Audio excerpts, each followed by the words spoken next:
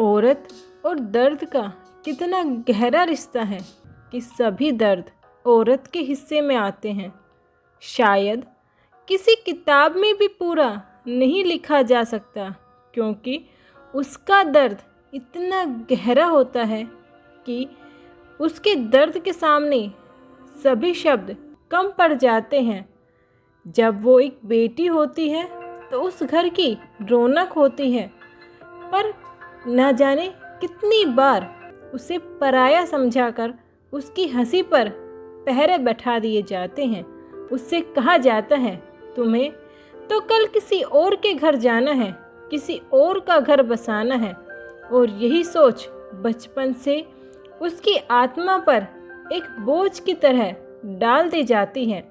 कभी कभी तो बेटी पढ़ाई में अपने हुनर से, अपनी मेहनत से अपना नाम रोशन करती है, अपने सपनों की उड़ान भरती है, फिर भी ये समाज उसे यही कहता है, लड़की है, क्या कर लेगी, लड़का तो वंश चलाएगा। क्या ये सही है? क्या लड़के और लड़कियों में भेद करना सही है? जब एक लड़की जवान होती है तो उसके चारों तरफ समाज की नज़रों की दीवारें खड़ी हो जाती हैं। उसे सिखाया जाता है, ज़्यादा मत हंसो, सिर झुकाकर चलो, वरना लोग क्या कहेंगे। कुछ माता पिता अगर अपनी बेटी को थोड़ी सी आज़ादी देकर उसे पढ़ा लिखा भी देते हैं तो समाज बोलता है, लड़की को ज़्यादा आज़ादी देना ठीक नहीं है, क्योंकि समाज उसे इज्जत का बोझ थमा देता है।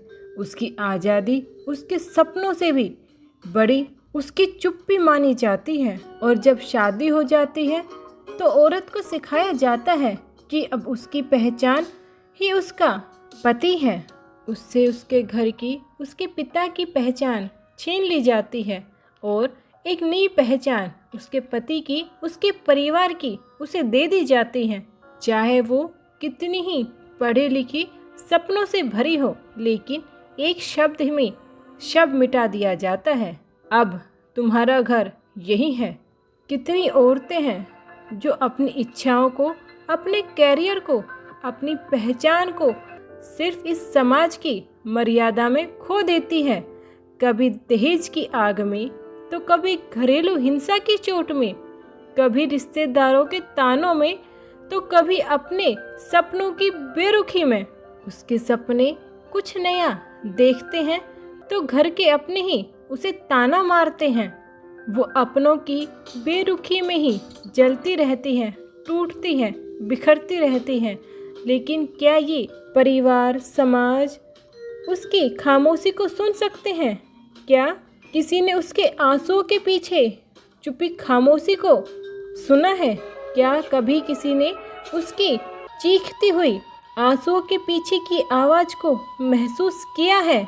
नहीं, क्योंकि इस समाज ने औरत की खामोशी को ही उसकी सहमति मान लिया है, उसके आंसुओं को सबसे बड़ी कमजोरी माना है। पर क्या ये सही है? नहीं, सच तो ये है कि जब औरत चुप होती है तो वो टूटना नहीं चाहती, वो सब कुछ सहती है, क्योंकि उसके अंदर सहनशीलता की गहराई है।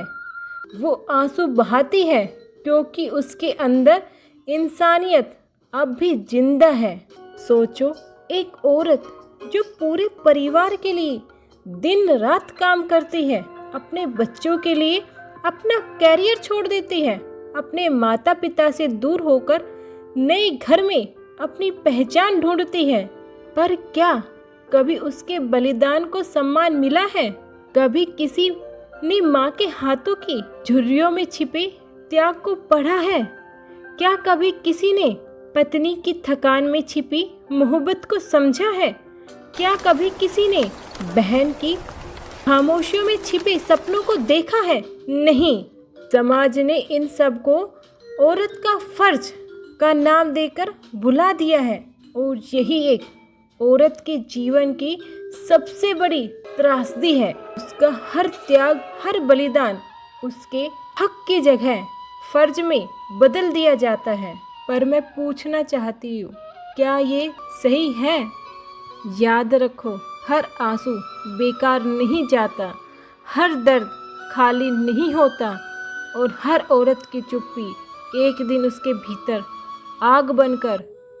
याद रखो, हर आंसू बेकार नहीं जाता, हर दर्द खाली नहीं होता, हर औरत की चुप्पी एक दिन उसके भीतर की आग को जला देती है। हर औरत के जीवन में एक पल आता है जब वो अपने भीतर की आवाज़ को सुनती है। वो आवाज़ सिर्फ एक बात बोलती है, बस बहुत हो गया, अब और नहीं सहना, अब अपने लिए जीना है, अपने सपनों के लिए जीना है। नारी सहनशील है, पर जब उठकर खड़ी होती है तो इतिहास बना देती है, क्योंकि उसकी आंखों में आग होती है, उसके दिल में उम्मीद होती है, उसकी चाल में वो आत्मविश्वास होता है जो पूरी दुनिया को बदल सकता है। और यहीं से शुरू होती है उसके जीवन की आशा। जब उसके भीतर का डर आत्मविश्वास में बदल जाता है, उसकी चुप्पी एक बुलंद आवाज में बदल जाती है, उसके आंसू उसका संकल्प बदल देता है।